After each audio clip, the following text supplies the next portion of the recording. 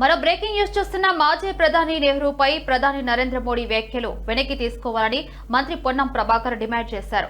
స్వాతంత్ర ఉద్యమం గురించి తెలవని ప్రధాని నరేంద్ర మోడీ నెహ్రూని అవమానించే విధంగా మాట్లాడుతూ ఉన్నారని ఆగ్రహం వ్యక్తం చేశారు.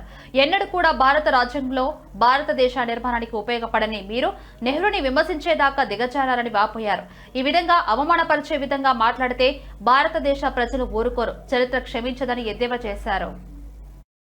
ప్రధానమంత్రి గారు స్వతంత్ర ఉద్యమం గురించి తెలవని ప్రధాని నరేంద్ర మోడీ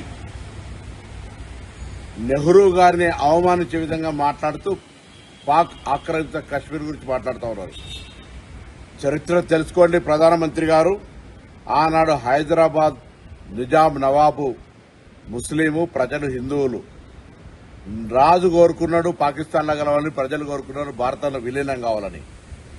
జమ్మూ కశ్మీర్ ప్రాంతంలో ఆనాటి రాజు హరి సింగ్ గారు, రాజు హిందువు, ప్రజలు ముస్లింలు, ప్రజలు పాకిస్తాన్లో కావాలంటే రాజు భారతదేశంలో విలీనం కావాలనుకున్నాడు. ఇది చరిత్ర.